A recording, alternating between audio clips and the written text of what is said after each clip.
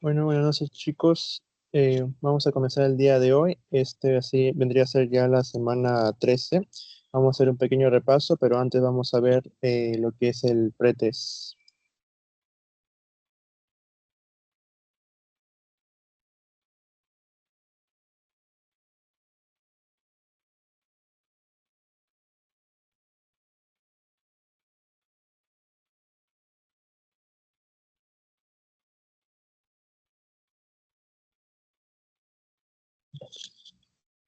Y bueno, acá vemos lo que es el pretest y cuántos de ustedes han participado en esta oportunidad. Y bueno, viendo una vez esto, vamos a comenzar con lo que es el tema de hoy, que vamos a ver más o menos un resumido de todos los temas que hemos abarcado en esta parte, en este trayecto final.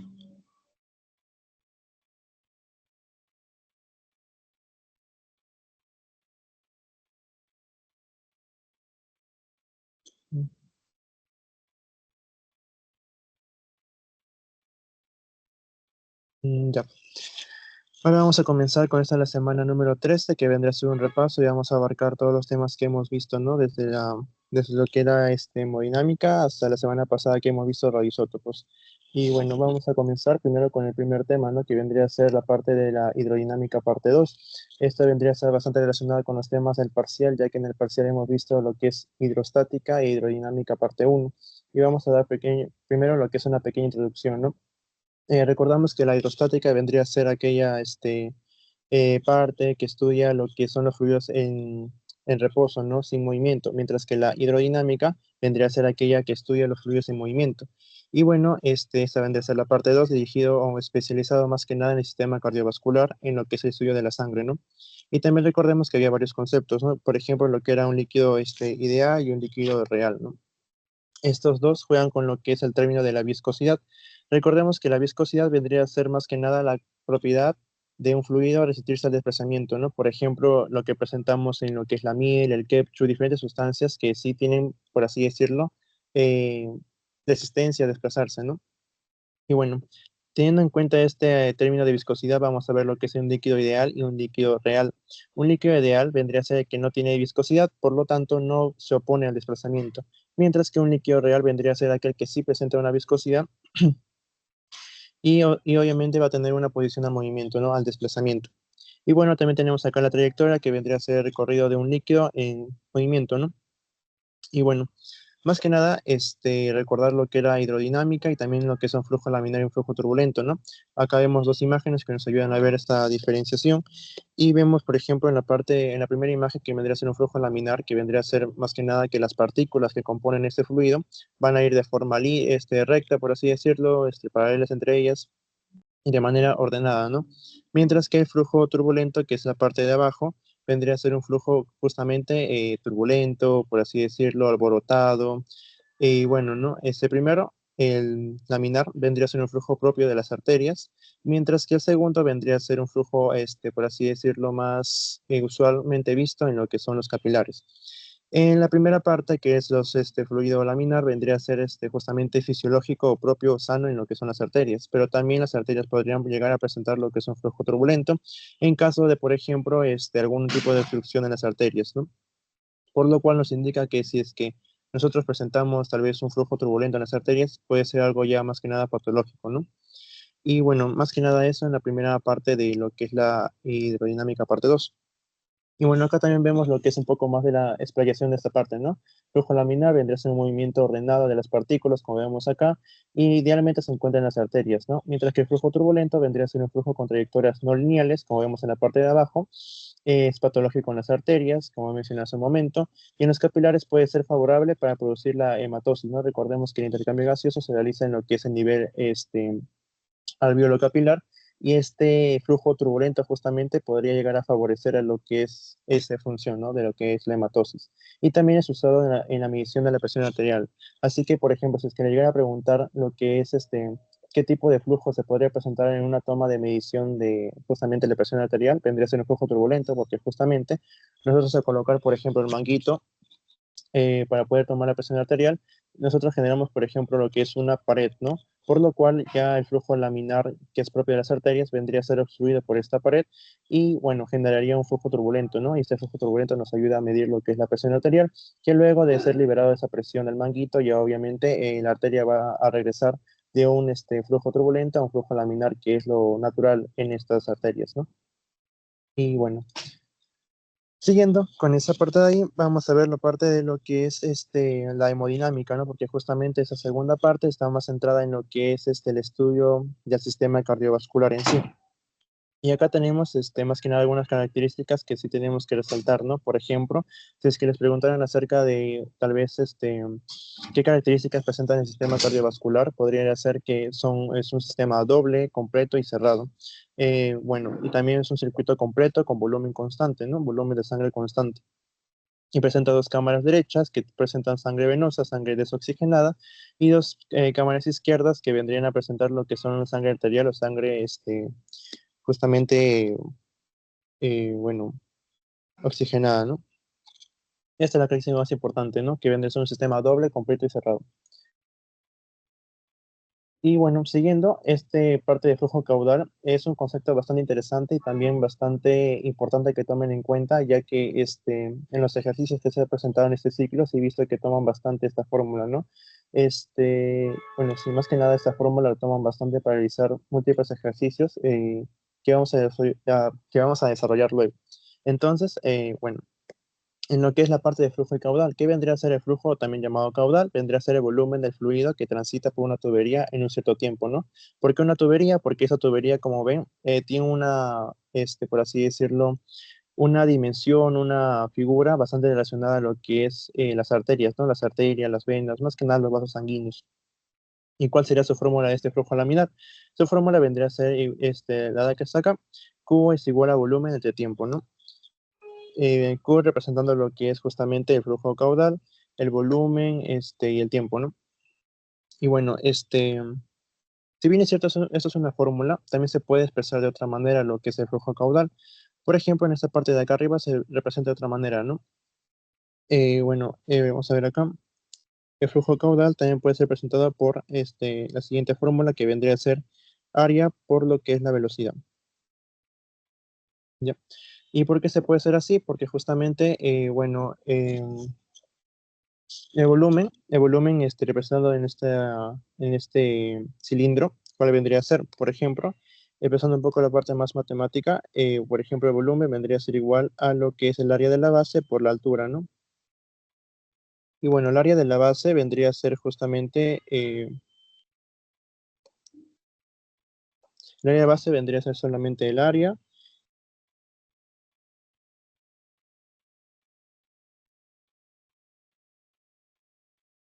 Y la altura, en este caso, como vemos acá, la altura representada en este cilindro, podríamos repasarla por la distancia.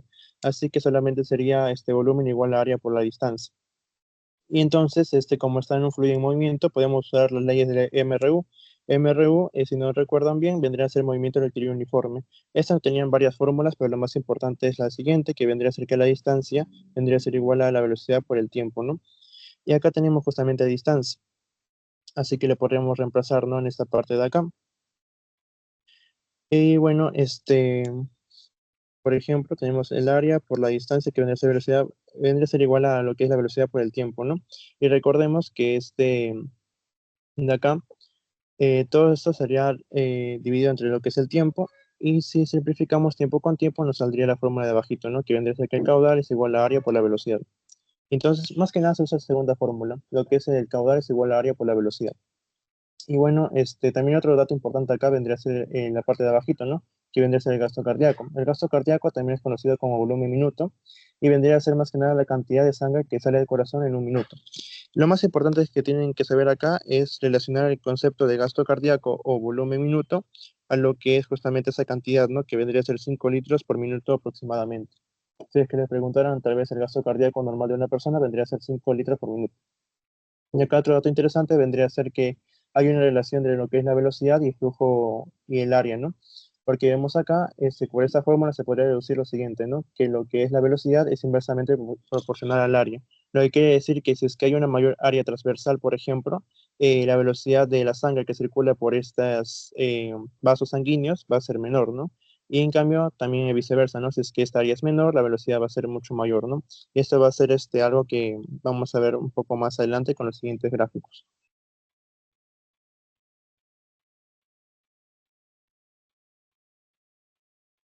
Bueno.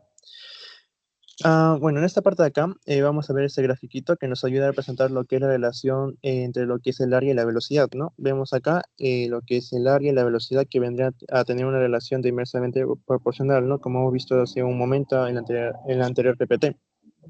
Por ejemplo, ¿no? Lo que vemos acá, tenemos por ejemplo, lo que es un área bastante pequeña en la parte de la aorta que vendría a ser un vaso grande y como poco a poco se va aumentando esta área, ¿no? Para luego verse reducida nuevamente en lo que es la vena cava. Y acá vemos en la gráfica de arriba que el área va subiendo, ¿no? Y en ese movimiento bueno, por esa subida, vemos que la velocidad va disminuyendo. Este gráfico nos ayuda a ver justamente eso, ¿no? Por ejemplo, en la parte de mayor, por así decirlo, área transversal, que presenta que es el nivel de los capilares, bueno, se presenta lo que es la menor velocidad, ¿no? Justamente en esa parte. Mientras que la mayor velocidad se centra en lo que son las aortas y las venas cavas, que vendría a ser la que presenta menor área. Y esta relación también es bastante importante para que puedan resolver algún tipo de ejercicios, porque yo he visto que a veces en los ejercicios teóricos que se le presenta, se podría deducir con esta relación de acá, ¿no? Hay varias relaciones que se pueden, si te toman en cuenta, les ayuda a descartar bastantes alternativas y quedarse entre dos, que podría ser, bueno, es más fácil, poder descartar entre dos que entre cuatro, así que son datos bastante interesantes, ¿no? Y bueno, acá tenemos otra figura más que nos ayuda a ver lo que es justamente, que acá ahí se mantiene lo que es el flujo, ¿no? Justamente como vemos, el flujo inicial vendría a ser de 10 y el flujo final también vendría a ser de 10, ¿no? El flujo inicial y el flujo final van a ser iguales.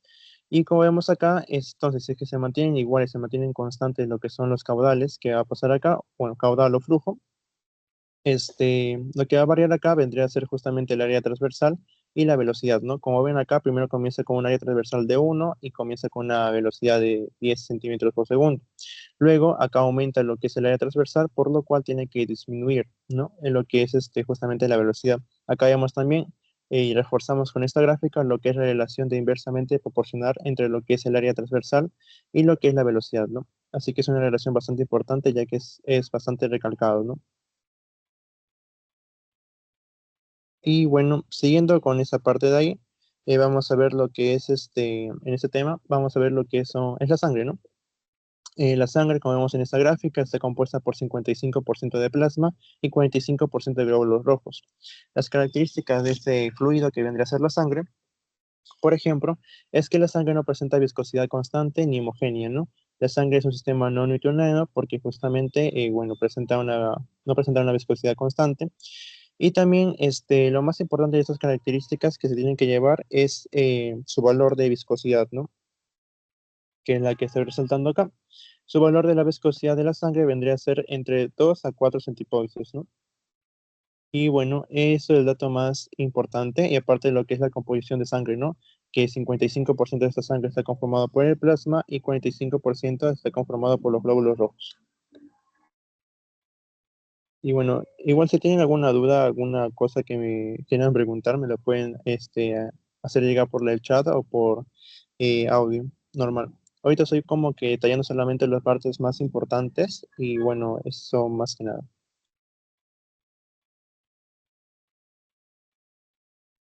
Y bueno, siguiendo con lo que es esta parte de la sangre, vamos a ver más que nada la explicación por qué la velocidad se encuentra mayor en lo que es, por ejemplo, un área transversal pequeña, ¿no? Por ejemplo, en esta parte de acá, en el primer grafiquito, en la parte superior, vemos lo que es, más que nada, la aorta, ¿no? Que es un vaso grande, ¿no? Con un área transversal bastante pequeña, a comparación de, por ejemplo, los capilares. Lo que pasa acá es que justamente los glóbulos rojos van a adquirir una mayor velocidad, ya que, bueno, su plasma va a ser dirigido, por ejemplo, en lo que son las paredes de la aorta, ¿no? Va a ser dirigido acá su plasma y los glóbulos rojos van a entrar al medio, por lo cual su viscosidad de esos glóbulos rojos se va a reducir a lo mínimo. Y entonces, como tiene una viscosidad mínima, su velocidad va a ser bastante alta, ¿no? O por así decirlo, máxima. Y esta es una característica que es bastante buena, por así decirlo, para la aorta, porque justamente la aorta tiene la función más que nada de transportar esa sangre que presenta tal vez nutrientes, oxígeno y así, ¿no? Mientras que, por ejemplo, en áreas más chiquitas como, bueno, claro, en diámetros más chiquitos, por ejemplo, en los capilares, ¿qué va a pasar acá? Se va a juntar tanto el plasma como los glóbulos rojos, lo cual va a generar en los glóbulos rojos, en los eritrocitos, mayor viscosidad. Y si hay mayor viscosidad, que va a haber mayor resistencia al movimiento, por lo cual va a tener una menor velocidad, ¿no? Entonces, hay una mayor velocidad o una velocidad máxima presente en lo que son las arterias y una velocidad mínima que va a estar presente en los capilares, ¿no? Y esta característica también va a ser buena para los capilares, porque justamente en esta parte de los capilares, en la parte de los capilares y los alvéolos va a presentarse lo que era el hematosis, ¿no? Como recordamos que era el intercambio gaseoso entre el dióxido de carbono y el oxígeno, ¿no? Y bueno, eso es más que nada una pequeña explicación entre lo que es justamente la velocidad y la viscosidad, ¿no? Que presenta tanto en lo que son, por ejemplo, vasos grandes como la aorta y vasos pequeños, ¿no? Como son los capilares. Y bueno, ahora vamos a ver lo que es una pequeña resumen de lo que era la ecuación de Bernoulli. Bueno, esta ecuación de Bernoulli que nos dice es más que nada una comparación entre sistemas de fluidos, claro, los fluidos en sí, y que viene a presentar más que nada una comparación entre lo que es el caudal inicial y el caudal final.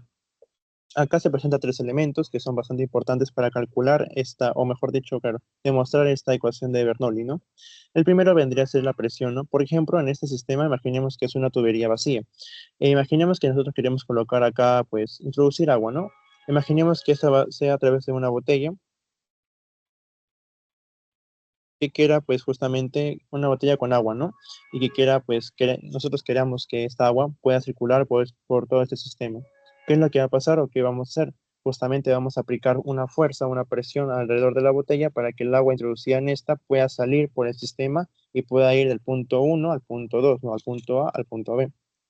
Entonces, ¿cuál es el primer factor que va a introducirse acá? Lo que es el término de la presión, ¿no? Como vemos en esta parte de aquí, toda esta ecuación de acá bastante larga vendría a ser la ecuación de Bernoulli. Y ya, como hemos visto ya, la primer componente sería la presión, ¿no? Por ejemplo, la presión ejercida por algún tipo de recipiente donde se ha introducido el fluido que queremos justamente introducir al sistema, ¿no?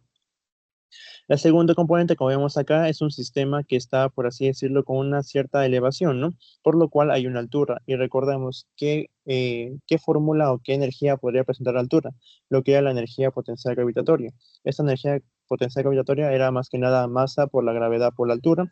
Y como hay altura, va a haber también lo que es la energía potencial gravitatoria.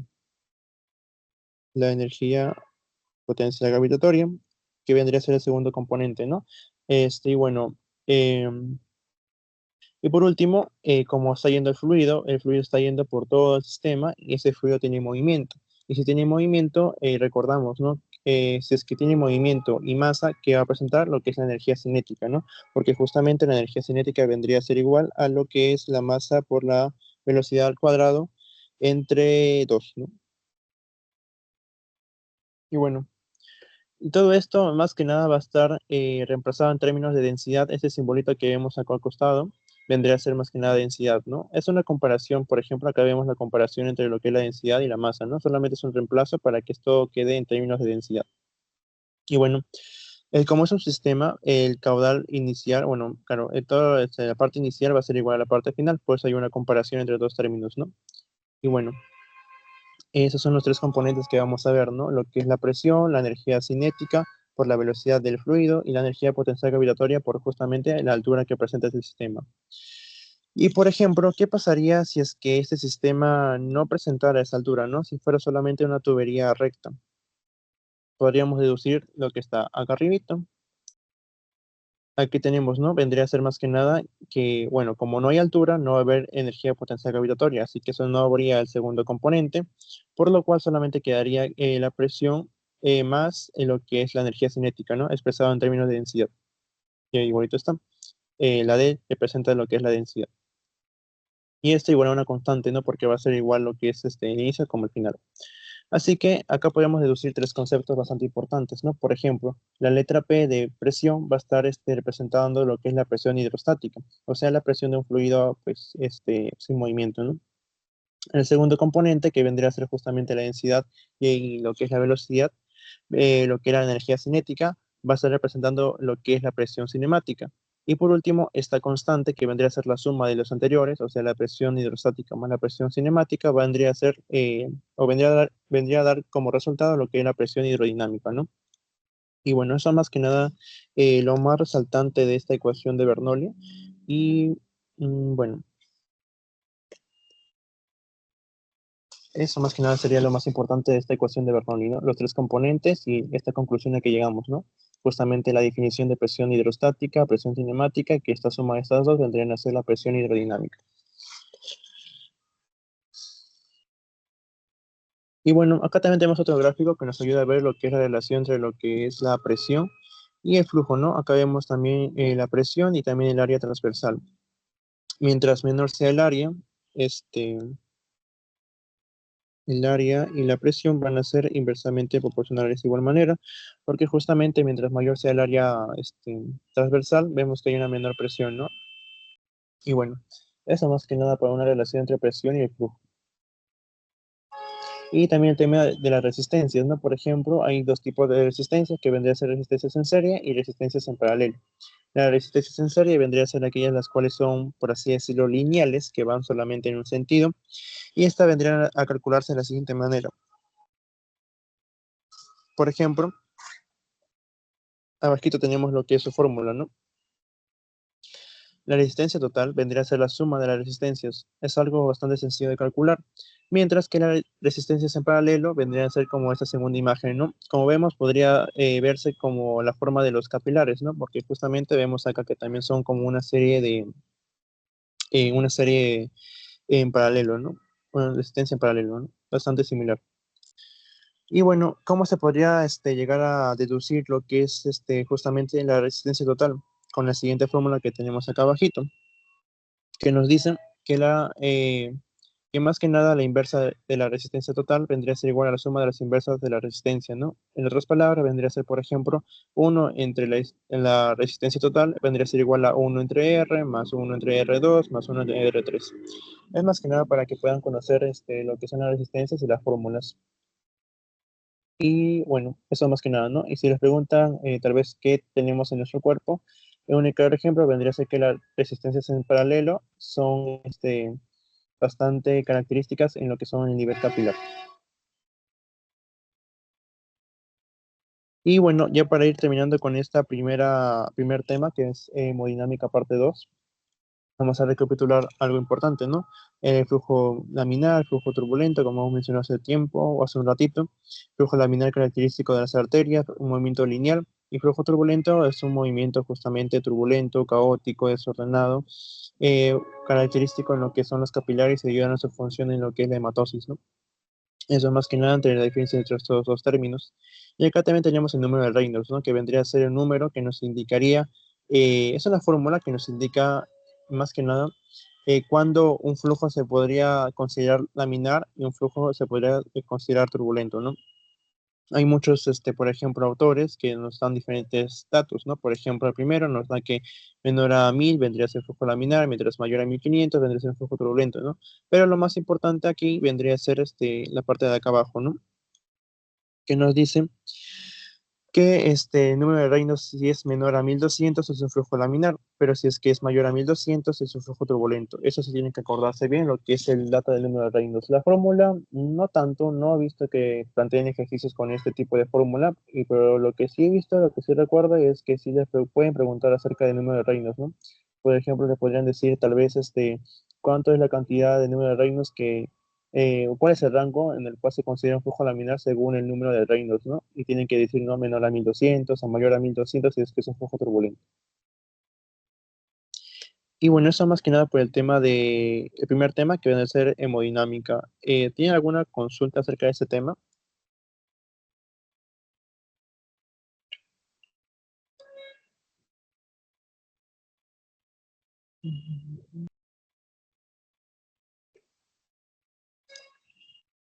Bueno, vamos a comenzar ahora con el segundo tema, que es la bioelectricidad. Bueno, este tema que habíamos abarcado, más que nada, habíamos abarcado varias cosas. El primero de estas vendría a ser el potencial electroquímico, ¿no? Nosotros recordamos en sí que, por ejemplo, una célula presenta lo que es su membrana, ¿no? Una membrana celular que va a dividir lo que es justamente un espacio intracelular y un espacio extracelular. Esta membrana va a tener más que nada, la capacidad de discernir entre lo que entra y lo que sale a la célula, ¿no? Y bueno, el potencial electroquímico hace referencia a la cantidad de iones que traspasan la membrana, esta membrana que he mencionado anteriormente, o que también se mueven por ella. Y este potencial electroquímico, bueno, va a ser dependiente de dos cositas, que van a ser la conductancia de membrana y lo que es la fuerza neta. ¿Qué vendría a ser la conductancia de membrana? Vendría a ser la cantidad más que nada, ya, vendría a ser la cantidad de canales abiertos. ¿Yo qué me refiero con canales abiertos? Es que justamente esta membrana que rodea lo que es la célula vendría a tener, por así decirlo, orificios o canales en los cuales va a permitir la entrada o salida de ciertas sustancias, ¿no? Por ejemplo, en la imagen de acá abajo tenemos justamente la membrana, ¿no? Esta membrana, por así decirlo, va a tener una serie de canales en los cuales estos canales va a permitir lo que es la entrada o salida de ciertos elementos, ¿no? Por ejemplo, acá tenemos a los iones. Y bueno, vemos que acá el potasio vendría a ser más, por así decirlo, predominante el espacio intracelular, mientras que en el espacio extracelular vendría a ser más abundante lo que es el sodio, ¿no? Y bueno, eso más que nada a lo que me refiero con canales abiertos. Y va a ser tres tipos de canales. Canales dependientes del ligando, canales dependientes del voltaje y canales sin compuerta. Por ejemplo, el primer canal, que es los canales sin compuerta, vendría a ser aquellos los cuales no tienen ningún tipo de restricción, por así decirlo, siempre andan abiertos, por ejemplo, y siempre permiten lo que es el paso, la entrada, la salida de ciertos elementos, sin la necesidad de un agente externo, ¿no? Y bueno, ese es el primer componente, ¿no? Claro, primer tipo de canal. Bueno, los demás sí requieren de lo que es algún estímulo externo. Por ejemplo, el primero vendría a ser los canales dependientes del ligando. Justamente depende del ligando para que estos puedan desencadenar en la apertura de este canal. En cambio, el segundo vendría a depender no del ligando, sino que van a depender del voltaje para que estos canales se puedan aperturar. ¿Ya? Entonces, como hemos mencionado anteriormente, el potencial electroquímico vendría a ser dependiente de dos cosas. Que hemos visto la conductación de membrana y ahora vamos a ver lo que es la fuerza neta. ¿Y qué vendría a ser la fuerza neta? Esta vendría a ser más que nada la suma entre lo que es la fuerza eléctrica y la suma de la fuerza de concentración de iones. Por ejemplo, la segunda vendría a ser la diferencia entre lo que hay, la concentración iónica en el espacio extracelular e intracelular, ¿no? Y bueno, eso más que nada, ¿no? Fuerza neta suma entre la fuerza eléctrica y suma con lo que es la fuerza de concentración de iones. Bueno, eso más que nada por el tema del potencial electroquímico. En este PPT lo más importante es que se lleven en cuenta lo que es justamente el concepto de la ecuación de Nernst, que es algo que sí he visto que preguntan bastante cuanto, por ejemplo, le pueden poner el concepto y les pregunta a qué se refiere, ¿no? En este caso, ¿a qué se refiere lo que es la ecuación de Nernst? Se refiere a lo que es una ecuación que va a determinar la fuerza necesaria para evitar la difusión de un ion. Así que es bastante importante que se aprendan este concepto y que lo vinculen bastante con lo que es la ecuación de Nernst. En su fórmula y su aplicación no lo ven demasiado detallado, pero sí lo que mencioné anteriormente, ¿no? Lo que es justamente esta ecuación con su concepto, que es la ecuación que determina la fuerza necesaria para difundir o para evitar la difusión de un ion, mejor dicho. Bueno, esa es una relación bastante importante. Luego vemos lo que es justamente potencial de membrana. Vemos acá justamente que en el espacio intracelular, por ejemplo, tenemos una carga predominantemente negativa, mientras que en el espacio extracelular es una carga predominantemente positiva, lo cual no quiere decir que, por ejemplo, haya solamente elementos o iones positivos en la parte extracelular, o también viceversa, ¿no? Que solamente haya lo que son iones negativos en el espacio intracelular, sino que hay predominancia de ellos, ¿no? Y acá también vemos lo que es justamente el espacio intra y extracelular. Por ejemplo, en el intra, como mencioné en ese momento, predomina lo que es el ion potasio, mientras que en el espacio extracelular predomina lo que es el ion sodio. Bueno, y eso más que nada en este tema de acá. Y vamos a ver también lo que es el potencial en reposo. ¿Qué vendría a ser el potencial en reposo? Vendría a ser cuando la célula no es estimulada, está en reposo, ¿no? Sin ningún tipo de estimulación externa. Y aquí el potencial de reposo de la membrana, o mejor dicho, de la célula, vendría a mantenerse en menos 90 milivoltios. Ya. Potencial en reposo es igual a menos 90. Predominancia en lo que es el nivel intracelular de sodio y extracelular de potasio. Bueno. Y ahora vamos a ver lo que es el tema de la excitabilidad. Y bueno, acá hemos visto anteriormente que vendría a haber una célula en reposo, ¿no? Potencial en reposo, cuando no hay ningún tipo de estímulo que esté alterando la célula. Pero acá vamos a ver justamente la excitabilidad, que vendría a ser la capacidad que tiene esa célula para poder responder a lo que son estímulos de cierta intensidad, ¿no? Y bueno, vamos a explicar un poco lo que es esta gráfica. Bueno, en esta parte de acá, potencial en reposo no es menos 70, ¿no? Y hemos visto que vendría a ser igual a menos 90. Y bueno, acá podemos poner menos 70. Ya. Viendo en esta primera imagen, vamos a explicar un poco, ¿no? Justamente la célula normalmente se va a encontrar en potencial, con potencial de reposo, ¿no? Sin ningún tipo de estímulo externo. Entonces, bueno, puede haber pequeños estímulos y bueno, no pasa gran cosa, ¿no? Pero ¿qué es lo que pasa? Acá tenemos una línea verde que va a representar lo que es el umbral de excitación. ¿Qué significa esto? Que es como una línea límite que si es que tal vez la respuesta a la estimulación que presenta es tan alta, que si es que pasa esta línea, va a generar lo que es la despolarización que vemos acá. ¿Y qué vendría a ser la despolarización?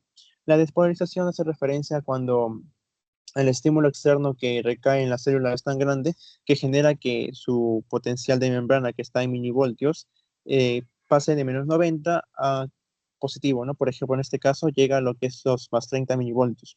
Eso se refiere a la despolarización, el paso de una carga negativa a una carga positiva en lo que es la potencial de membrana. Y bueno, justamente luego de lo que es esta despolarización, ¿qué va a venir o qué va a pasar? Luego de este pico de estimulación va a retornar a su, por así decirlo, a su potencial original que vendría a ser de menos 90. Y este paso de justamente de positivo a negativo a su estado normal vendría a llamarse repolarización. Y bueno, también hay otros tipos de estímulos, por ejemplo, los cuales en vez de subir, por así decirlo, en vez de pasar de negativo a positivo la potencial de membrana, va a hacerlo descender, ¿no? Por ejemplo, a menos 115, a menos 120 milivoltios. Y bueno, obviamente eso se va a llamar lo que es la hiperpolarización, pero luego de este proceso también va a retornar a lo que es potencial en reposo, ¿no? Luego de este proceso va a retornar a lo que son los menos 90 milivoltios como potencial en reposo. Y bueno, ahí hemos visto lo que es el concepto de la despolarización y la repolarización, ¿no? Y también lo que es la hiperpolarización.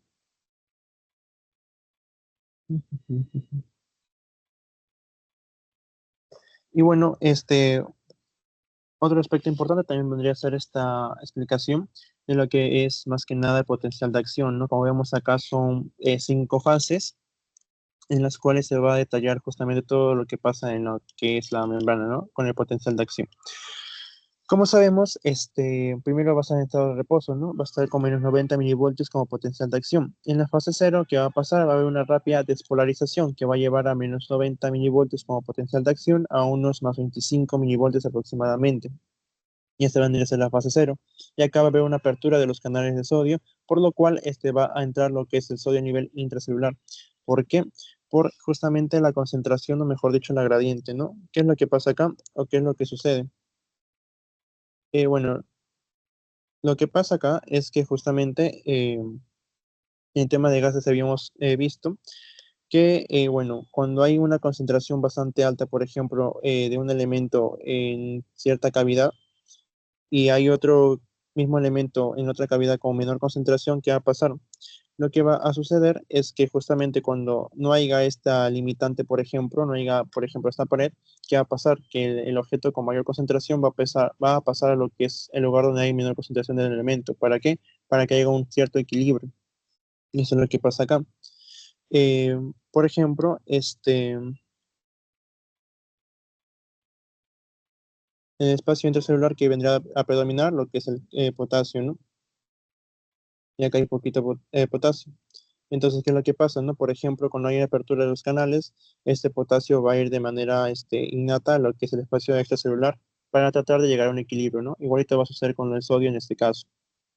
como hay predominancia a nivel extracelular, y hay poquito a nivel intracelular, cuando se abren los canales que va a pasar por el gradiente, va a suceder que los sodios van a entrar a la célula para encontrar un cierto equilibrio, ¿no?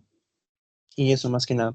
Eso va a suceder en lo que es la fase 0 de lo que es ese potencial de acción. Siguiendo va a haber lo que es la fase 1, que es una pequeña repolarización, que es una repolarización temprana, por lo cual va a pasar de eso más 25 a unos 0 milivoltios, ¿no? Recordemos que la repolarización vendría a ser justamente llegando ya a, por así decirlo, la cima, va a retornar a su potencial negativo, ¿no? Pero es como una repolarización temprana, por lo cual solamente va a disminuir de más 25 a solamente 0 milivoltios. Y bueno, acá también va a ver lo que es característico, la apertura de canales de potasio, ¿no? Y justamente como el potasio es más abundante a nivel intracelular, justamente lo que va a pasar es que el potasio va a salir, ¿no? Al espacio extracelular para encontrar o tratar de encontrar lo que es un equilibrio. Y bueno, luego de la fase 0 y la fase 1 va a haber la fase 2, que vendría a ser la meseta de repolarización, en la cual va a verse lo que es justamente, por así decirlo, se va a mantener lo que es el potencial de acción, se va a mantener. Y acá hay apertura de los canales de potasio y de cloro, y también el potasio va a seguir saliendo, ¿no?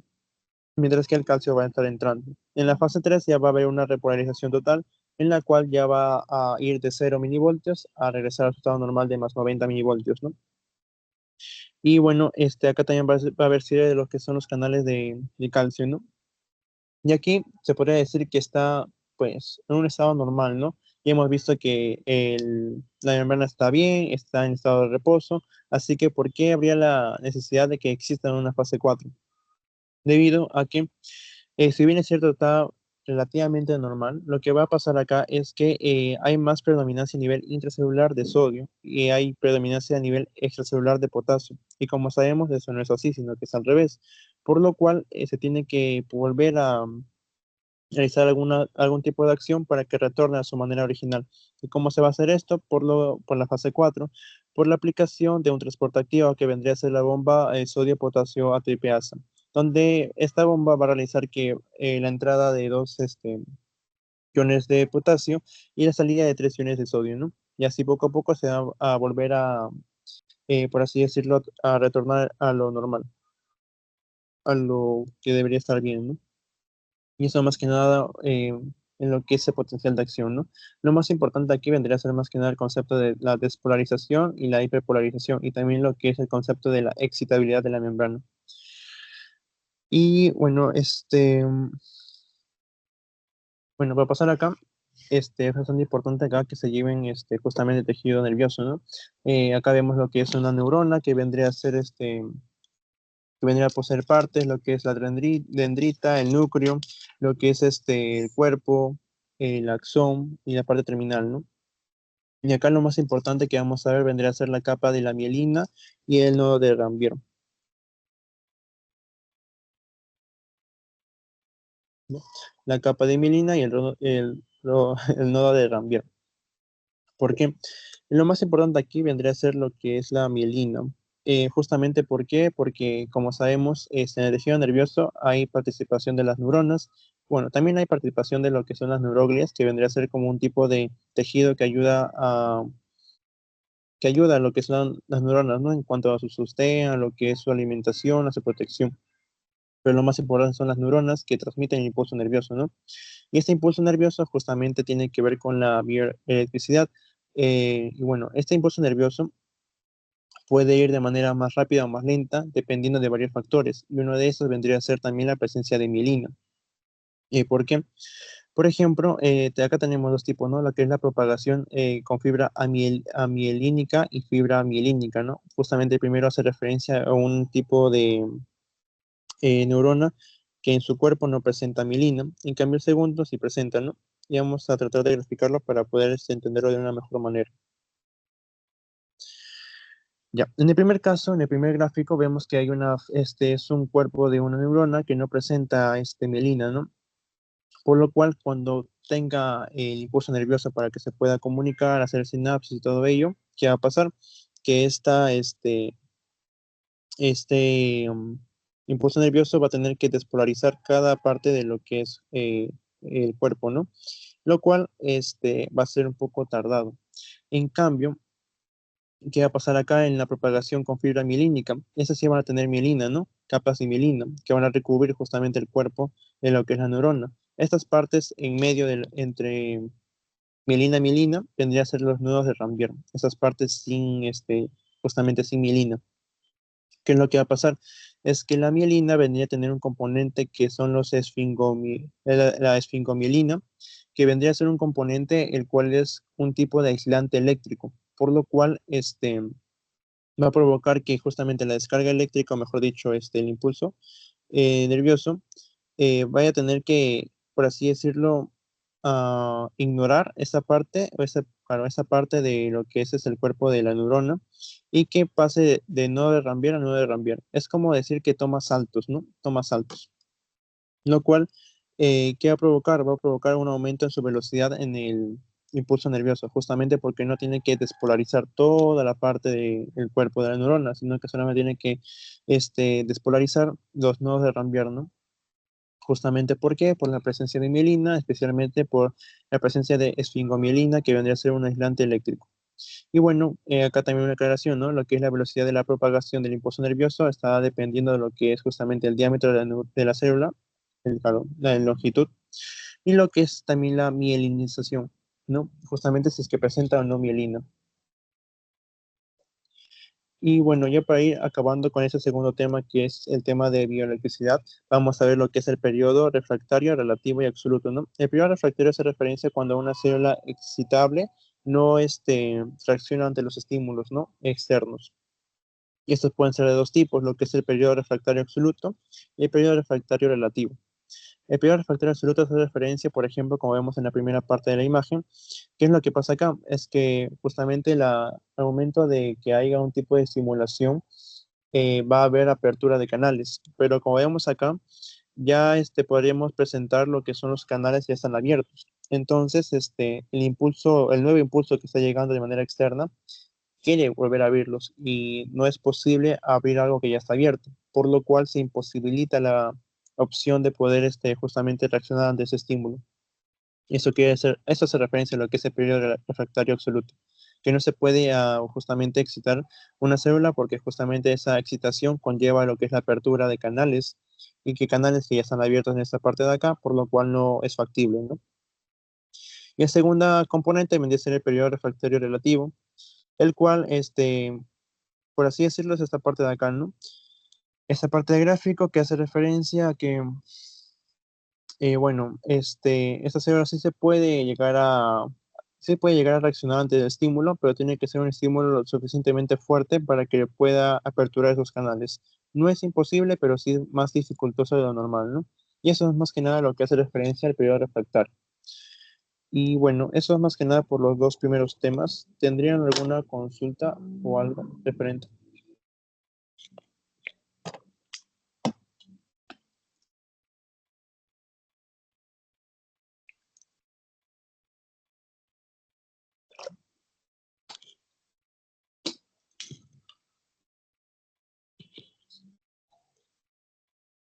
Y bueno, recuerden que estamos viendo de manera bastante rápida lo que son los temas. Así que bueno, seguimos con lo que es la física de la visión. En esta parte hemos visto más que nada, bueno, el uso del ojo, ¿no? Que es parte de nuestro cuerpo que va a recepcionar esta luz. Pero ¿qué vendría a ser la luz? Esta luz vendría a ser una onda electromagnética que vendría a permanecer en el espectro electromagnético, ¿no? En esta parte de acá, que justamente en la última semana que hemos visto radioisótopos hemos descrito lo que son las ondas, ¿no? Ondas por las cuales se va a presentar lo que son los diferentes tipos de radiación, microondas, infrarroja, lo que es el rango de luz visible, la ultravioleta, rayos X, rayos gamma. ¿No? Un dato interesante vendría a ser acá lo que es la velocidad de la luz. La velocidad de la luz en el vacío vendría a ser de 300.000 kilómetros por segundo, ¿no? Eso más que nada. Y también vemos lo que son las fuentes luminosas, ¿no? Esas fuentes luminosas hacen referencia a objetos que justamente van a brindar luz, ¿no? Pueden ser fuentes incandescentes o luminiscentes. Las incandescentes, aparte de brindar luz, dan calor, ¿no? Por ejemplo, lo que son el fuego en sí. Y las fuentes luminiscentes solamente son aquellas las que emiten luz. Solamente eso. Y recordemos acá en el espectro electromagnético lo que es el rango de luz visible. El rango de luz visible vendría a estar puesto entre lo que son los 400 y los 700 nanómetros, bueno, nanómetros, ¿no? 400 a 700 nanómetros. Y recordemos que los nanómetros son 10 a la menos 9 si no me equivoco. Bueno, menos 6. Y bueno, eso más que nada por esta parte o esta primera parte de lo que es una pequeña introducción a la física de la visión. Y luego tenemos otros conceptos también bastante interesantes que tenemos acá. Primero lo que es el tema de la iluminación. ¿No? Hay tres tipos de iluminación que van a ser el transparente, translúcido y opaco. El transparente es aquel que justamente puede traspasar objetos, por ejemplo las ventanas, los vidrios, tal vez las micas, las bolsas transparentes igual. Una iluminación translúcida vendría a ser aquel tipo de iluminación que se presenta cuando, si bien es cierto, hay, por así decirlo, traspase de luz, pero no en su totalidad, ¿no? No un 100%. Por ejemplo, tal vez en lo que son eh, gafas de sol, ¿no? O tal vez bolsas, por ejemplo, bolsas en diferentes colores, ¿no? Los cuales, si bien es cierto, traspasa la luz, no traspasan su totalidad. Y por último, el tipo de iluminación opaco, ¿no? Vendría a ser aquel tipo de iluminación en el cual la luz no puede traspasar el objeto, ¿no? Y ya son objetos más gruesos, por así decirlo, o con una mayor tonalidad, por ejemplo, lo que son las mesas, tal vez bolsas negras, mochilas en este caso, hojas, bueno, nuestros cuerpos, ¿no? Entre otras cosas más. Y bueno, eso en tanto en lo que es la iluminación, ¿no? Transparente, translúcido y opaco. Y otro más vendría a ser lo que son los fenómenos luminosos, ¿no? Hay tres tipos de fenómenos luminosos, lo que es la fosforescencia, la fluorescencia y la bioluminiscencia. El más fácil de descartar vendría a ser el último, lo que es la bioluminiscencia, porque justamente hace referencia a lo que es que los animales pueden realizar o generar luz, ¿no? Por sí mismos, ¿no? Por ejemplo, en el caso de las luciérnagas. Y pueden tener diferentes tipos de funciones, ¿no? Tal vez reproductivos, tal vez de alerta, reconocimiento, defensa, entre otros más, ¿no? Y otros dos términos, o los otros dos fenómenos vendrían a ser lo que es la fosforescencia y la fluorescencia. La fosforescencia hace referencia más que nada que luego de que dicho objeto que presenta esta propiedad, eh, después de permanecer un rato o con contacto con una fuente luminosa, este objeto por sí solo va a poder iluminar, ¿no? Por un tiempo bastante prolongado después de esa interacción. Mientras que la fluorescencia hace referencia a que justamente luego del contacto de aquel cuerpo que le brinda energía o luz, el objeto, independientemente de ese contacto, no va a durar mucho tiempo emitiendo luz, ¿no? Y eso más que nada. Y la fosforescencia está relacionada con lo que es justamente el fósforo y la fluorescencia, y bueno, en lo que son, por ejemplo, las cargas eléctricas o la televisión, ¿no? Y eso más que nada en lo que es justamente los fenómenos luminosos. Y bueno, otro término bastante interesante y bastante importante vendría a ser esta parte de la reflexión de la luz y la refracción de la luz. En lo que es la reflexión de la luz vendría a ser, por ejemplo, en este gráfico, como podemos ver acá abajo, en los cuales hay una superficie que es capaz de, por así decirlo, reflejar lo que es un rayo de luz, ¿no? En este caso podríamos imaginarnos tal vez un cuarto a oscuras y tenemos un espejo en el suelo, ¿no? En este espejo podríamos tal vez iluminarlo con lo que es la linterna y esta linterna obviamente va a dar lo que es un rayo de luz. Este rayo de luz que va a caer sobre el espejo vendría a ser un rayo incidente porque está llegando al objeto. Y como el espejo posee una propiedad de reflejar, ese rayo de luz va a salir justamente reflejado, por lo cual el rayo de luz va a ser denominado como rayo reflejado, ¿no? Ahí tenemos dos tipos de rayo, ¿no? Rayo incidente, el que está entrando a la superficie, y el que es reflejado es el rayo reflejado justamente, ¿no? Y vendría a estar separado por una línea que vendría a ser tal vez un tipo de proyección de la fuerza normal propia de objetos que están en superficies planas, ¿no?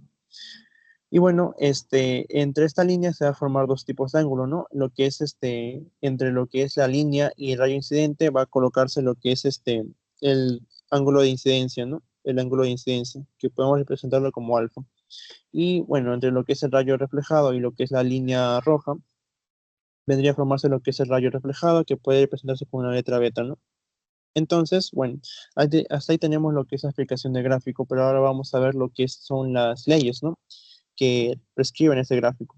Por ejemplo, la primera ley que nos dice que el rayo de incidencia forma una perpendicular con el rayo reflejado y está en el mismo plano, ¿no? Por ejemplo, acá vemos que están en el mismo plano. No vemos que, por ejemplo, en este gráfico de acá, esos están en dos diferentes medios o dos diferentes planos, porque justamente, bueno, vemos acá que está en el medio 1 y en el medio 2. En cambio, el de acá solamente permanece en un plano, así que estamos bien. Pero recordemos que esta primera ley también nos dice que va a formar una perpendicular. ¿Qué significa esto? Que va a formarse un ángulo de 90 grados. ¿Entre cuáles o entre quién? Entre estos dos ángulos, ¿no? Lo que es el ángulo de incidencia, que es representado por la letra alfa, y el ángulo de reflejado, ¿no? Que es la letra beta. Entonces, hasta acá podríamos deducir con la primera ley que alfa más beta, que es el rayo, bueno, el ángulo de incidencia y el ángulo reflejado, suman 90 grados. Así podríamos deducir eso con la primera ley. Pero la segunda ley que nos dice que el ángulo de reflexión vendría a ser igual al ángulo de incidencia, ¿no? O sea, más que nada que alfa y beta van a ser iguales, por lo cual, si ambos suman 90 grados y son iguales, ¿qué va a pasar acá? Es que vamos a ver que alfa va a ser igual a 45 grados y beta va a ser igual también a 45 grados, ¿no? Y eso más que nada por la explicación de la reflexión de la luz. Y ahora vamos a pasar con lo que es la refracción de la luz, que es un término más utilizado en cuanto a lo que son las ametropías. ¿Por qué? Porque justamente nuestro ojo tiene, por así decirlo, va a captar, ¿no? Va a captar lo que es la luz externa, los rayos de luz que van a salir de manera, bueno, van a entrar del medio ambiente. Y nuestro ojo, ¿qué va a pasar? Nuestro ojo no va a dejar que estas líneas sigan de manera, por así decirlo, lineal, ¿no? Sino que va a tener un poder de refracción. Lo que quiere decir que todos estos van a, por así decirlo, desviarlos, van a cambiar su dirección para que solamente lleguen a verse como un tipo, solamente un rayo de luz que va a recaer en lo que es la retina, ¿no? Lo que es un espacio bastante al fondo y que este puntito va a ser un punto focal, ¿no? Va a ser denominado punto focal que va a recaer en la retina, que justamente gracias a sus células fotorreceptoras van a transformar esta energía lumínica en energía, pues, eléctrica, que va a ser llevada por el nervio óptico para que pueda ser procesado por lo que es justamente el cerebro y podamos interpretar las imágenes de nuestro alrededor. Entonces, como pueden ver, la refracción de la luz es un concepto bastante importante en lo que es justamente la interpretación del mundo, ¿no? Y bueno, como vemos acá, la refracción vendría a ser más que nada cuando hay dos medios y hay cambio de dirección de lo que es justamente los rayos, ¿no? El rayo incidente y el rayo refractado. Acá vendría a ser el término de rayo refractado, mientras que en el primero son el rayo reflejado, ¿no? Y bueno, más que nada ello. Acá también tenemos el índice de refracción que vendría a ser igual a lo que es la velocidad de luz en un vacío entre lo que es la velocidad de la fase de la luz en el medio de muestra. Y bueno, eso más que nada la ley de Snell, que vendría a ser una comparación entre eh, dos índices de reflexión. Y bueno, algo más importante que tenemos que aclarar acá vendría a ser que cuando hay errores en la refracción, vendría a verse las ametropías. ¿Y qué hace referencia a las ametropías? Las ametropías hacen referencia a lo que son justamente, bueno, los males del ojo, ¿no? Por así decirlo. Acá abarca, por ejemplo, la miopía, la hipermetropía, bueno, cuando no podemos ver bien, ¿no? En conclusión, o vemos borroso. Y acá lo más importante que se tiene que llevar en lo que es la reflexión de la luz es el conocimiento de las leyes, ¿no? La primera ley y la segunda ley. Y bueno, eso más que nada por esta parte de acá.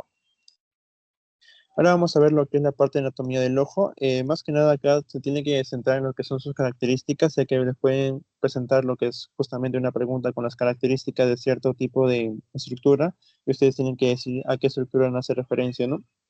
Y bueno, en anatomía del ojo vemos lo que es una túnica externa, túnica media y túnica interna, ¿no? La túnica externa vendría a ser una túnica, vendría a ser llamada también túnica fibrosa y está compuesta por lo que es la córnea y la esclerótica, mientras que la túnica media es la túnica vascular porque justamente hay irrigación sanguínea y hay lo que es la iris, el cuerpo ciliar y el coroides, mientras que en la túnica interna está lo que es presente en la retina y el epitelio pigmentario, ¿no? Y bueno, en cuanto a la anatomía del ojo, ¿no? Tenemos la túnica externa como primera parte que vamos a ver. Acá tenemos dos estructuras bastante diferenciadas, lo que es la córnea y la esclerótica, ¿no? Lo que es la córnea, vendría a ser una estructura bastante, por así decirlo, convexa. Ya. Hay una estructura convexa, ¿no? Que, o sea, presenta un tipo de curvatura, ¿no? Como vemos acá. Y bueno, esta vendría a ser una estructura transparente, avascular porque no presenta irrigación. Si es que presenta irrigación, vendría a ser una enfermedad.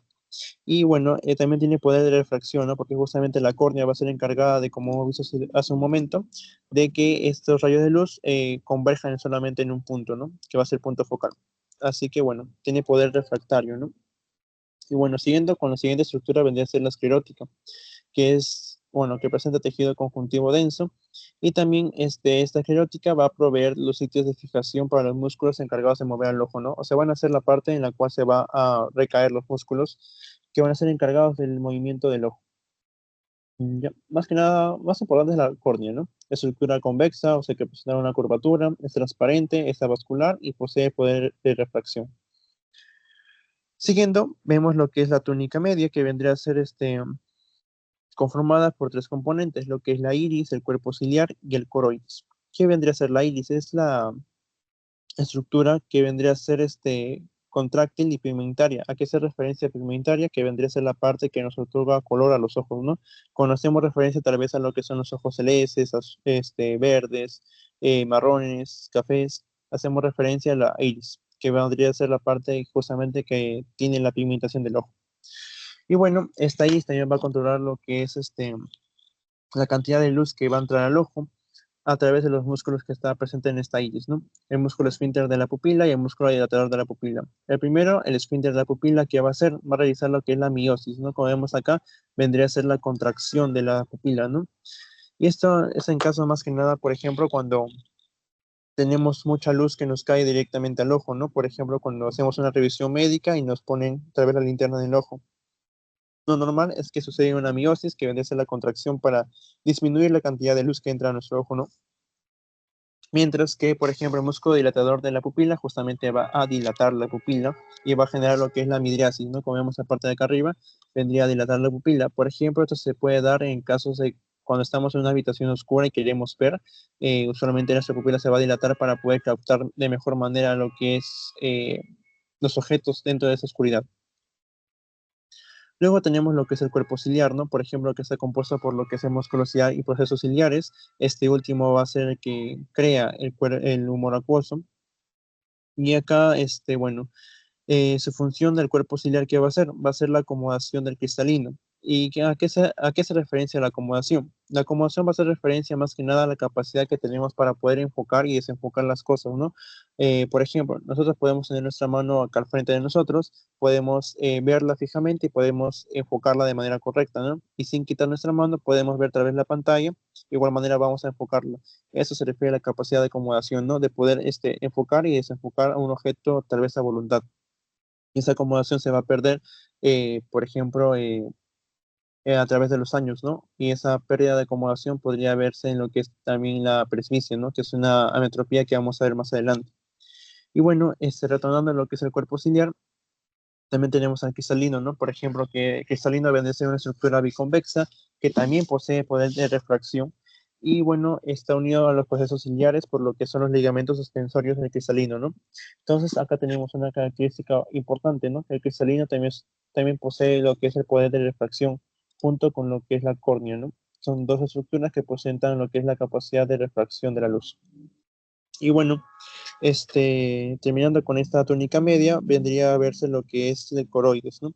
Coroides, que es una estructura que presenta este pigmento melánico, que va a ser el que nutre las células de la retina. Y otra función más vendría a ser que absorbe y refleja la luz reflejada. Eso en cuanto a lo que es la túnica media. Y la túnica interna, ya la parte ya más, última parte de la anatomía del ojo, vendría a presentarse lo que es la retina y el epitelio pigmentario. En la retina se presenta dos partes, ¿no? Lo que es la retina nerviosa y la fobia. La retina nerviosa vendría a ser la capa más interna de la retina y acá se va a presentar lo importante, lo que son las células fotorreceptoras. Estas células fotorreceptoras, como mencioné hace un momento, son las encargadas de pasar o de transformar esta energía luminosa en energía, impulso nervioso, ¿no? Para que esas puedan ser procesadas por nuestro cerebro, bueno, claro, por ayuda del nervio óptico y podamos ver lo que es el mundo tal cual, ¿no? Y esa va a ser dos tipos de células receptoras, los que son los conos y los que son los bastones. Los conos van a ser aquellos que van a posibilitarnos la visión de colores y los bastones van a ser aquellos los cuales nos van a dar una visión nocturna. Y bueno, eso es más que nada lo importante, ¿no? Y luego sigue la fobia, que vendría a ser la depresión de la retina, donde solo habrá conos, ¿no? En la fobia solamente va a haber presencia de conos, ¿no? Los que no son las células fotorreceptoras que solamente perciben los colores y vendría a ser más que nada la fobia, la parte de mayor agudeza visual. Ya pues. Y por último tenemos lo que es el epidelio pigmentario, ¿no? Y que vendría a ser que cubre la superficie interna de la cara posterior al ojo, que se comprende de la retina neural y el epitelio pigmentario retinario. Y sus funciones más que nada son suministrar lo que es la nutrición y más que nada protección a a las células fotorreceptoras. Y bueno, más que nada yo, ¿no? Más que nada traten de recordar lo que son las características de cada tipo de estructura para que tal vez lo puedan reconocer si es que se le presenta así en el caso de su examen.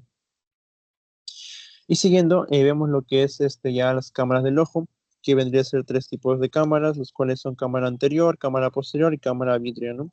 La cámara anterior está delimitada por lo que es la córnea, el iris y la pupila. La cara posterior está delimitada por el iris, la pupila y lo que es el cristalino del cuerpo ciliar. Y por último tenemos a lo que es la cámara vitrea, ¿no? Y aquí hay presencia de humor acuoso y humor vítreo, ¿no? Humor vítreo en lo que es la cámara vitrea y lo que es el humor acuoso en la cámara posterior y anterior. Y eso. ¿Y por qué es importante saber esto? Porque justamente este humor, por ejemplo, vitrio, va a ser el que está alterado. Bueno, humor acuoso va a ser el que está alterado en lo que es el glaucoma, ¿no? Acá vemos un ojo normal y lo que es una glaucoma. ¿Qué es lo que pasa acá? Es que va a haber la acumulación o la retención del humor acuoso. Y esto va a justamente aumentar lo que es la presión intraocular, lo cual a la larga va a dañar el nervio óptico. Y obviamente, si este nervio óptico es dañado, ese nervio es bastante importante porque lleva la información eléctrica al cerebro para que sea interpretada. Y si es que no hay ese comunicador, por ejemplo, no vamos a ver de manera correcta. Y el glaucoma va a ser pues, justamente caracterizada por el aumento de la presión intraocular, va a ser considerada una neuropatía óptica y eso es más que nada a causa de una falta de drenaje del humor acuoso en cuanto a lo que es el glaucoma, ¿no? Y por último, en esta parte final vamos a ver este cuadro resumen de las ametropías, ¿no? Recordemos que la ametropía vendría a ser el término utilizado para errores en la refracción de la luz, por lo cual vamos a ver de manera pues mala, ¿no? En cuanto también hay que tener en cuenta que el término que se denomina un ojo sano va a ser emetropes. Metropía, emetropía es igual a ojo sano. Ametropía es un ojo justamente con errores en la refracción de la luz, por lo cual no se va a ver de manera correcta, ¿no? Y acá tenemos varios tipos, ¿no? Lo que es la miopía, la hipermetropía, el astigmatismo y la presbicia. La miopía es dificultad de ver este, cosas de lejos, la hipermetropía, ver cosas de cerca, el astigmatismo vendría a ser dificultad para ver tanto de lejos como de cerca, y la presbicia, ver cosas de lejos. La miopía justamente es ¿por qué? Porque como vemos acá en el gráfico, vemos que el punto focal, lo normal es que este punto focal llegue a recaer en lo que es, bueno, en la retina, ¿no? Lo ideal vendría a ser que recaiga justamente en la retina, ni un poco más ni un poco menos, pero ¿qué es lo que pasa acá? Que recae ese punto focal antes, por lo cual, por así decirlo, va a generar ramificaciones que va a provocar que justamente haya una mala visión, ¿no? En parte más que nada lejanas.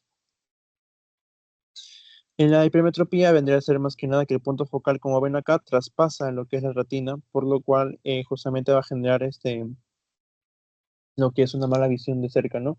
Y el astigmatismo, ¿qué es lo que va a pasar? Es que va a haber un error de más que nada refracción en el cual hay presencia de más de un punto focal, ¿no? Y obviamente si es que hay más de un punto focal, algunos van a estar antes, después van a recaer varios en la retina, por lo cual hay una, bueno, mala visión, ¿no? Por ejemplo, en la miopía se puede ser causada por lo que es el aumento del diámetro, ¿no? De lo que es el ojo.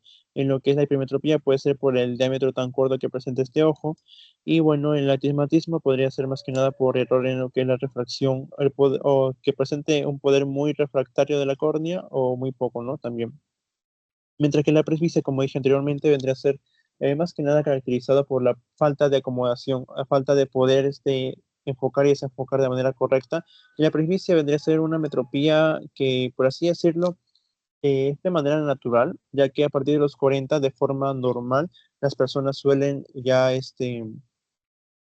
poco a poco perder su capacidad de acomodación, ¿no? No es algo como tal patológico, sino que es algo que es propio de la vejez. Y bueno, también hay que tener en cuenta lo que es su forma de solucionarlo, ¿no? Solamente son a través de, por ejemplo, el uso de lentes, pero también se puede por el área quirúrgica. Pero acá vamos a enfocarnos más que nada en el área de los lentes. Y más que nada acá tienen que tener en cuenta lo que son los lentes y sus sinónimos. Por ejemplo, en este primer caso de lo que son los ojos con miopía, se van a tratar con lo que son los lentes bidivergentes, bicóncavos o negativos. Cualquiera de esos nombres podría presentarse en su examen. Lo que es la hipermetropía vendría a ser aquellos lentes convergentes, biconvexos y positivos. El astigmatismo se va a tratar con lentes cilíndricos o de contacto y la presbicia con lentes bifocales. Bueno, es un tipo de tratamiento, ¿no? Y eso más que nada en cuanto a lo que es física de la visión. ¿Tienen alguna duda acerca de esto?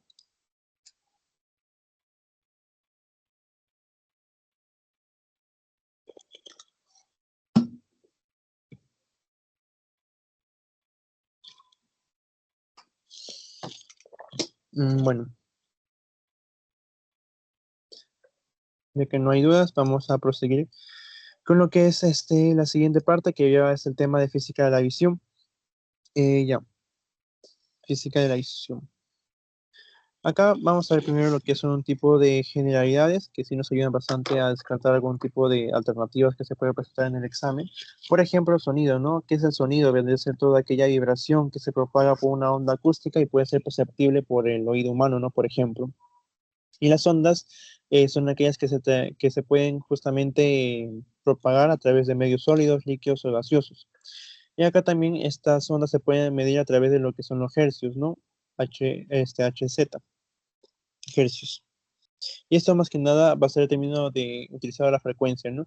La frecuencia vendría a ser aquel vibración que se da por segundo o ciclo por segundo. Y bueno, también tenemos, por ejemplo, el concepto de campo sonoro, que vendría a ser el espacio donde se encuentra el sonido, ¿no? El periodo, que es el intervalo de tiempo que se da entre dos picos o dos crestas de onda, y la longitud de onda, que vendría a ser la distancia recorrida en un periodo, ¿no? Eso más que nada son temas de generalidades del tema del sistema de audio. Acá sí viene algo más importante que vendría a ser lo que son los conceptos de intensidad y sonoridad. Intensidad vendría a ser más que nada la diferencia entre el pico y el valle de la onda. Como hemos visto acá, recordemos que esto vendría a ser una expresión de una onda que nos recuerda, ¿no? Lo que es el espectro electromagnético también. La parte más, por así decirlo, superior vendría a ser el pico, mientras que la parte inferior vendría a ser el valle, ¿no? La parte del pico también es considerado también, bueno, también es llamado cresta, ¿no? Pico o cresta, y por último la parte inferior vendría a ser el valle. Entonces, la intensidad que hace referencia a lo que es la diferencia entre lo que es el pico y la cresta, ¿no? Y unidad, ¿cuál va a ser? Los watts por centímetro cuadrado, ¿no? Y el oído, acá tenemos más que nada un dato bastante interesante, en el cual nos representa lo que es por así decirlo, el rango de audición normal de una persona adulta, ¿no? Por ejemplo, el oído soporta desde 10 a la menos 16, que vendría a ser el inicio del umbral auditivo, hasta el 10 a la menos 4, ¿no? Que ahí comienza el umbral de dolor, ¿no? Que justamente genera molestias, dolor. Por ejemplo, eso se puede ver cuando estamos cerca de un parlante, de una fiesta, ¿no? Por ejemplo, en el cual ya tanto es el volumen que nos llega a afectar el oído, que nos llega a doler. Entonces, si nos pregunta otra vez dónde comienza el umbral auditivo, vendría a ser a partir de 10 a la menos 16, mientras que el umbral de dolor o umbral doloroso vendría a ser el que comienza a partir de 10 a la menos 4. Bueno, luego tenemos el término de sonoridad, que vendría a ser también el cual mide lo que es el sonido, ¿no? Por así decirlo, mide lo que son las ondas, y esto va a ser a través de lo que es la unidad de Belio, ¿no? El Belio. Pero usualmente como esa unidad es tan grande, se usa el decibelio, ¿no? Que vendría a ser justamente representado por la letra D y B mayúscula. Y bueno, acá también vemos, ¿no? Que el umbral de la audición humana, ¿cuál vendría a ser? no vendría a ser 10 a la menor 16 como lo que es la intensidad, sino que vendría a empezar por lo que son los 0 decibelios, ¿no? Mientras que en lo que es la intensidad comenzaba con 10 a la menor 16, acá comienza con 0 decibelios, más o menos para que se den una cuenta de cómo podríamos comparar las dos unidades. Y normalmente, por ejemplo, es un dato que sí pueden llegar a preguntarles en cuánto oscila un habla normal, ¿no? Un habla como una conversación normal entre dos personas. Esta va a oscilar entre los 50 decibelios. 50 decibelios.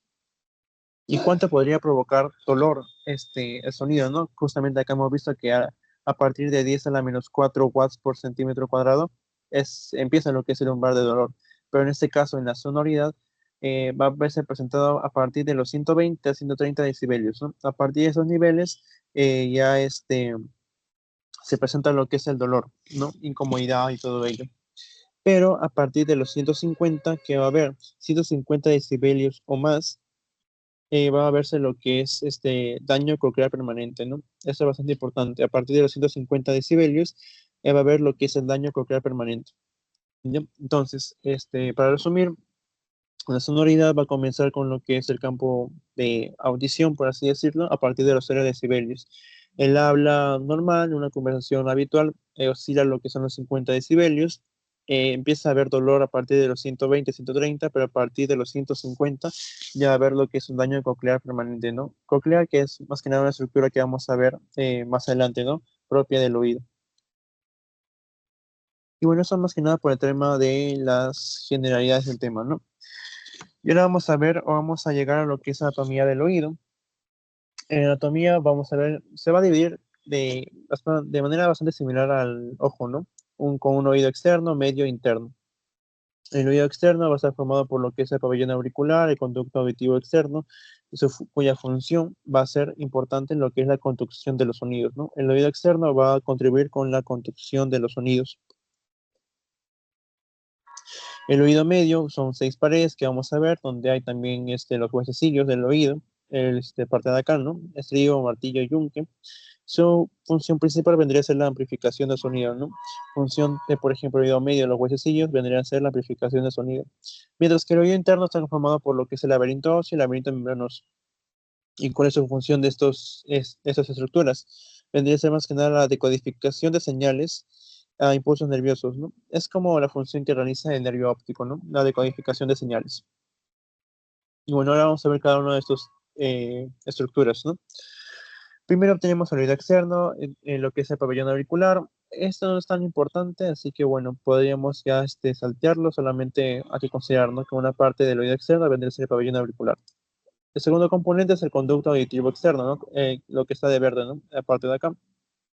Mide aproximadamente 2.5 centímetros y presenta una porción ósea y cartilaginosa, ¿no? Y por último va a terminar en lo que es la membrana timpánica que va a dar inicio a lo que es el oído medio, ¿no?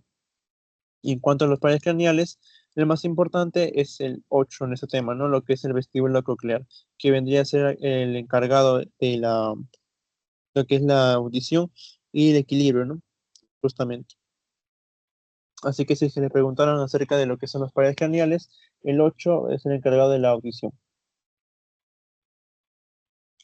Y bueno, eso es más que nada por el oído externo. Ahora vamos a ver lo que es el oído medio, el cual está formado, como he dicho anteriormente, por los huesecillos, tenemos la trompa de Eustachium y también la unión entre los huesecillos. Vamos a ir poco a poco. Como recordamos, había 3 tipos de huesecillos, ¿no? Acá tenemos una cámara que va a ser más que nada 6 paredes, pero acá se ha cortado una para poder ver lo que es el interior de este oído. Y lo más importante acá vendría a ser la presencia de los huesecillos, ¿no? Que son 3 y cuya función es la amplificación del sonido, ¿no? Vendría a ser el martillo, también conocido como maliolo, estribo, que también es conocido como estapedio, y yunque, también conocido como incudo.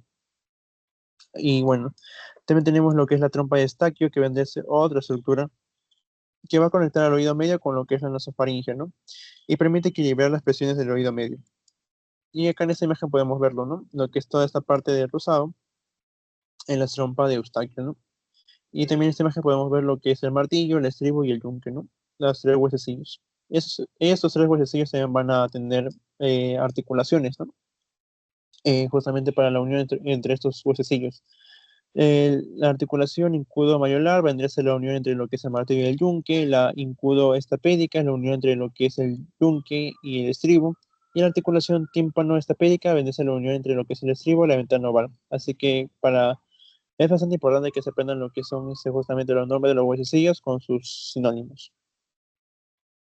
Y bueno, acá también tenemos otro dato más que vendría a ser, por ejemplo, el tendón del músculo tensor del tímpano y el tendón del músculo del estapedio vendría a ser aquellos que van a tensar los huesecillos y simplifican el sonido.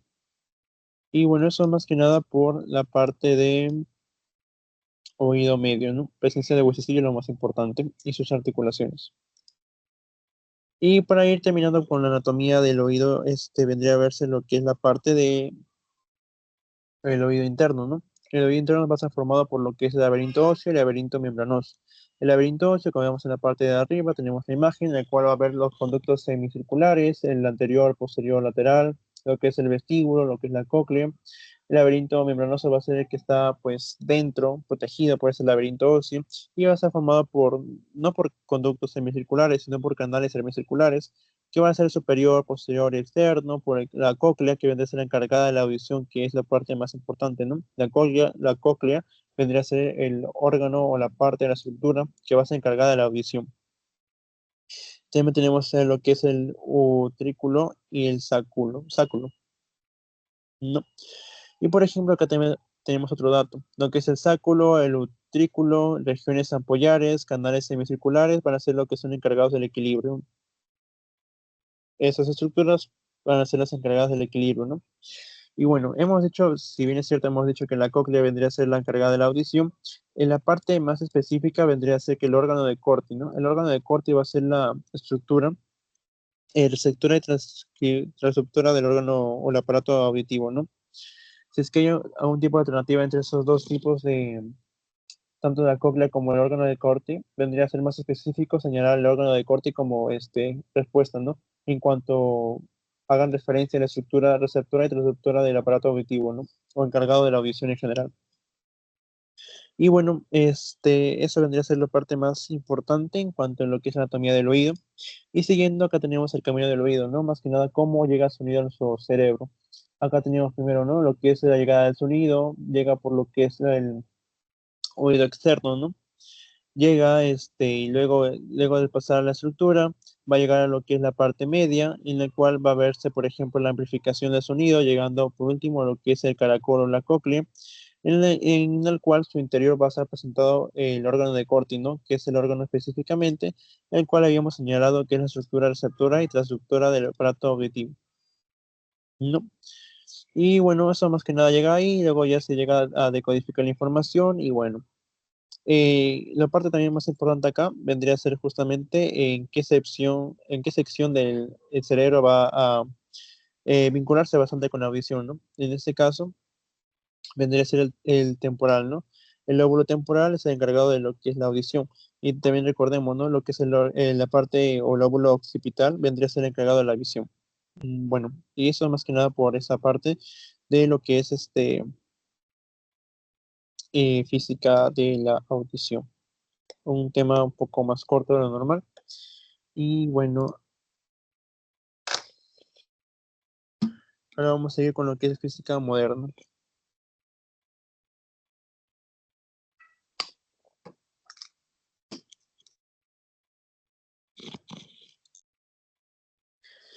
Bueno, eso vendría a ser ya más que nada el último tema que hemos visto en parte final del curso. Y vamos a señalar lo más importante, ¿no? Nosotros recordamos lo que es el espectro electromagnético, que vendría a ser aquel espectro donde hay o se va a presentar las radiaciones, ¿no? Lo que son radiación de microondas, infrarrojo, la luz visible, que oscila entre los 400 a 700 nanómetros del campo visible para el ser humano, ultravioleta, rayos X, rayos gamma, ¿no? También habíamos visto lo que es en la clase pasada, las características de estas ondas, ¿no? Que habría presencia de picos o crestas, valles, lo que es la longitud de ondas y todo ello, ¿no? Pero ahora solamente vamos a centrarnos en lo que es la parte más enfocada a radiación. Por ejemplo, la radiación, ¿no? Hay que identificar qué vendría a ser la radiación. Esta vendría a ser más que nada, bueno, energía que se transmite a través de ondas electromagnéticas o partículas y que van a ir hacia el vacío, hacia algún objeto, ¿no? Esta radiación puede ser ionizante y no ionizante. Por ejemplo, la radiación ionizante podría ser los rayos cósmicos, gamma, rayos X, y la radiación no ionizante es la radiación ultravioleta, luz visible, infrarrojo, microondas, radio. La radiación no ionizante es aquella la cual no nos hace daño, por lo cual podemos habitar o podemos comunicarnos con ellas de manera normal. Mientras que la ionizante, a través de su comunicación constante, por su interacción constante con este tipo de radiación, podemos llegar a tener algún tipo de consecuencia, ¿no? En lo que es nuestra vida diaria. ¿Por qué? Porque la radiación ionizante que vendría a ser aquella que tiene energía suficiente para, por así decirlo, nuestra composición pueda ionizarnos. En cierto sentido, nos quita un electrón de lo que son nuestros átomos, ¿no? Lo cual provoca cierto tipo de inestabilidad, mientras que la radiación no ionizante no realiza eso, solamente, por así decirlo, puede hacer vibrar a lo que son los electrones de nuestra composición, por lo cual la radiación ionizante se siente y se escucha que es bastante peligrosa, ¿no? Y bueno, eso más que nada de lo que es la radiación, el tema de la radiación ionizante y la no ionizante. Vamos a ver también lo que son las fuentes de radioactividad. Son fuentes naturales, por ejemplo, lo que es inhalación por gas radón, que vendría a ser un tipo de gas que es ah, emergido de lo que es, por ejemplo, el suelo, las piedras de manera natural, los rayos cósmicos también es otra fuente natural de radioactividad. Y también nuestro cuerpo por sí mismo genera estas acciones, ¿no? Por ejemplo, a través del carbono 14 o potasio 40. Y otras fuentes artificiales son, por ejemplo, lo que son centrales nucleares, ¿no? Accidentes nucleares y también no todo es malo, sino que también se puede aplicar a medicina, por ejemplo, a través de los rayos X, tratamientos para el cáncer, las radiografías, tomografías, mamografías, que son más que nada instrumentos utilizados para el diagnóstico de ciertas enfermedades, ¿no? Y acá también tenemos tipos de radiación, como vemos en la imagen, la radiación no ionizante, la cual no causa daño al ser humano. Tenemos el espectro de luz visible, las ondas de radio y microondas, ¿no? En cambio, la ionizante llega a producir daño al ser humano, sí, bueno, en su constante interacción, ¿no? Y este gráfico también es bastante importante para que se lleven con ustedes, ya que acá se puede ver los tipos de radiación ionizante que justamente pueden traspasar, por así decirlo, varias estructuras, ¿no? Tenemos a los rayos alfa, a los rayos beta, a los rayos gamma, a los rayos X. Ya. Por ejemplo, vemos acá en la gráfica que hay estructuras, ¿no? Por ejemplo, papel, aluminio, plomo, agua y concreto y también el ser humano. Por ejemplo, ¿cuáles serían las radiaciones las cuales traspasan al ser humano? En general, todas menos la alfa, ¿no? Que el alfa solamente puede ser detenida por lo que es, por ejemplo, una hoja de papel, ¿no? Mientras que lo más penetrante, por así decirlo, vendría a ser los rayos de neutrones, seguida por lo que son los rayos X y los rayos gamma, ¿no? Y bueno, lo más importante acá es que se aprendan cuáles podrían ser las que llegan a traspasar al ser humano y con cuál objeto son detenidas los rayos, ¿no? Alfa, beta, gamma, X y neutrones. Y acá tenemos efectos biológicos que pueden producirse, ¿no? Ante la radiación. Por ejemplo, justamente Ah, ¿qué es lo que pasa acá? Es que va a haber lo que es la interacción con una radiación ionizante, ¿no? Radiación que va a afectar a la célula de manera directa o indirecta. De manera directa va a llegar justamente al núcleo, lo que va a dañar específicamente el ADN, mientras que con una acción indirecta, esta radiación ionizante no va a afectar al núcleo como tal de la célula, pero sí va a afectar a la célula, estimulando que haya, por ejemplo, producción de radicales libres y así dañando a la célula en general, ¿no? También llegando a dañar el ADN. Y bueno, luego, ¿qué va a pasar, no? Después de esta acción directa o indirecta, va a haber daño al ADN. Y ese daño al ADN puede ser, pues, reflejado en un daño letal o un daño subletal.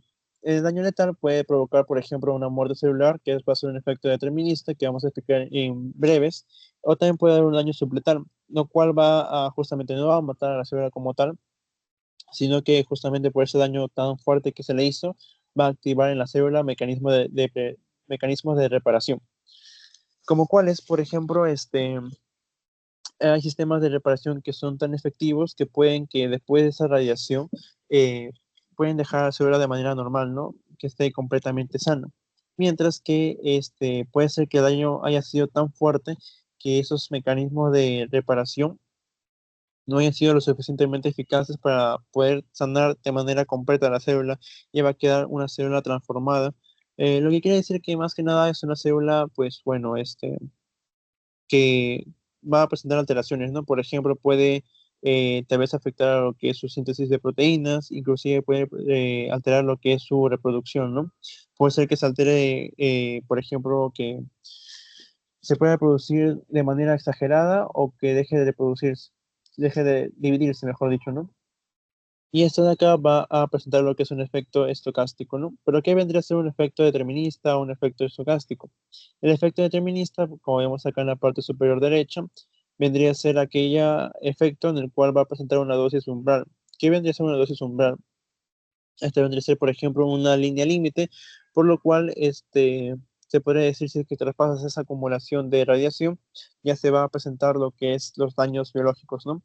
Por así decirlo, los efectos deterministas a través de esto es como que puedes acumular cierto grado de radiación sin que eso te haga daño.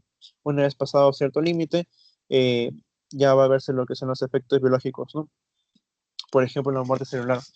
Y cabe aclarar que esta dosis umbral va a ser independiente por cada tipo de órgano, ¿no? Cada tipo de órgano, cada órgano en sí en su cuerpo va a presentar diferente dosis umbral. Y claro, pues, ¿no? Va a presentar lo que son también daños somáticos, ¿no? Al mismo sujeto, no van a ser como tal hereditarios.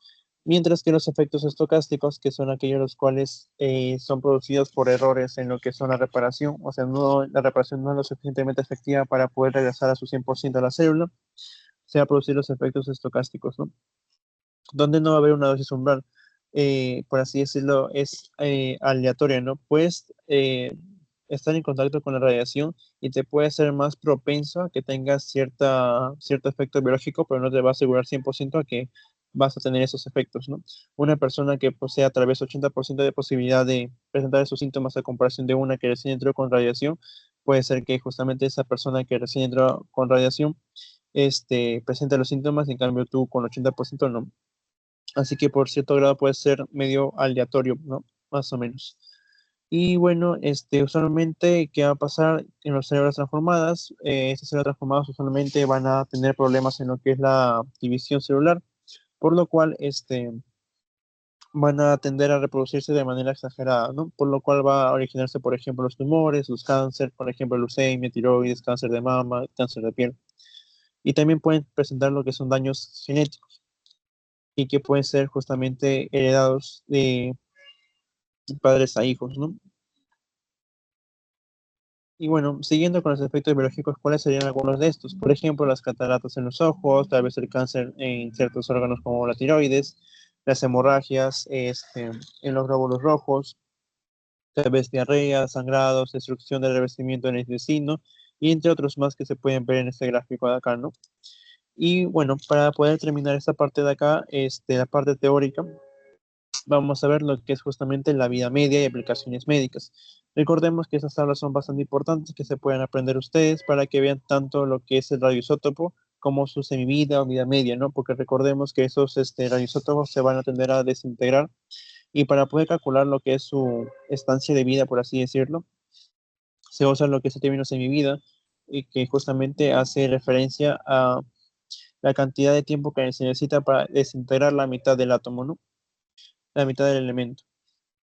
Por lo cual es importante que se aprenda lo que es la cantidad semivida con el isótopo correspondiente, ¿no? Por ejemplo, el radio 223 se desintegra en lo que son 11.7 días, mientras que, por ejemplo, el radio 226 su semivida es de 1620 años, ¿no? Tanto con el radio, carbono y el uranio. Y esta tabla también es bastante importante, la tabla de la derecha, porque aparte de decir lo que es el isótopo con su vida media o semivida, también se explica lo que es su aplicación médica, ¿no? Por ejemplo, el yodo con la tiroides, el hierro con los glóbulos rojos, el cromo con lo que es los glóbulos rojos también, el estroncio con los huesos, el sodio con el sistema circulatorio, y bueno, eso más que nada, ¿no? Mm, y bueno, eso vendría a ser esta parte que vendría a ser la parte teórica y con eso estaríamos como que culminando la revisión general a lo que es toda la teoría que hemos visto de este ciclo, ¿no? ¿Tienen alguna duda? Si no, ya para poder pasar lo que es el post-test y ya concluir con la asistencia del día de hoy, ¿no?